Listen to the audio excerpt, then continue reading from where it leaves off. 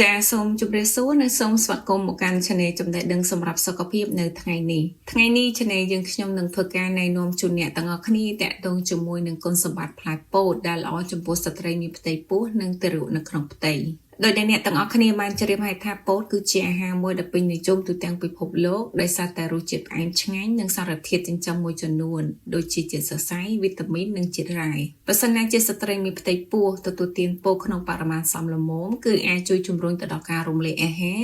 និងជួយទៅដល់ប្រព័ន្ធភាពស៊ាំនៃរាងកាយទៀតផងក៏ប៉ុន្តែការទទួលទានផ្លែពោតច្រើនពេកក៏អាចបង្កទៅដល់បញ្ហាក្រពះពោះវៀនដូចជាការពិបាកក្នុងការរំលាយអាហារតែដូច្នេះអ្នកទាំងអស់គ្នាអាចចូលរួមតាមដានស្ដាប់ជាមួយនាងខ្ញុំថាតើពោតផ្ដល់នូវគុណសម្បត្តិអ្វីខ្លះចំពោះស្ត្រីមានផ្ទៃពោះក៏ដូចជាទារកនៅក្នុងផ្ទៃសម្រាប់គុណសម្បត្តិទី1គឺជួយការពារការខូចទ្រង់ទ្រាយពីកំណើតជាមួយគ្នានេះផងដែរពោតក៏មានផ្ទុកនូវសារធាតុ Folic ដែលចាំបាច់ចំពោះស្ត្រីដែលមានផ្ទៃពោះដែលអាចជួយកាត់បន្ថយហានិភ័យនៃជំងឺលៀនឆ្អឹងខ្នងនិងជំងឺសរសៃប្រសាទផ្សេងទៀតរបស់ទារកផងដែរសម្រាប់គុណសម្បត្តិទី2គឺជួយពង្រឹងប្រព័ន្ធភាពស៊ាំនៃរាងកាយពោតមានផ្ទុកនូវសារធាតុ Beta Carotene គឺអាចផ្ដល់នូវវីតាមីន A ដែលមានគុណប្រយោជន៍ល្អបំផុតចំពោះមុខងារប្រព័ន្ធប្រសាទថែមទាំងអាចជួយដល់ការលូតលាស់និងការវិវត្តរបស់ទារកប្រកបដោយសុខភាពល្អទៀតផងរីឯគុណសម្បត្តិទី3គឺជួយបញ្ជាការតូលីមួកសារធាតុជាតិសរសៃដែលមាននៅក្នុងផ្លែពោតក៏អាចជួយដោះស្រាយបញ្ហានៃការរំលាយអាហារបានយ៉ាងមានប្រសិទ្ធភាព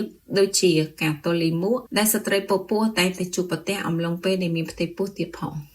សម្រាប់គុណសម្បត្តិទី4គឺជំនួយសាច់ដុំនិងប្រព័ន្ធសរសៃប្រសាទក្រៅពីនេះផ្លែពោតក៏មានផ្ទុកនូវសារធាតុម៉ាយ៉ាងដែលមានតួនាទីយ៉ាងសំខាន់ក្នុងការធ្វើមេតាបូលីកថាមពលព្រមទាំងផ្ដល់គុណប្រយោជន៍ទៅដល់មុខងាររបស់សាច់ដុំនិងប្រព័ន្ធសរសៃប្រសាទទៀតផងចា៎ហើយសម្រាប់អត្ថបទនេះផងដែរ Channel យើងខ្ញុំដកស្រង់ជាពីគេហទំព័រក្នុងស្រុក Hello Group Pet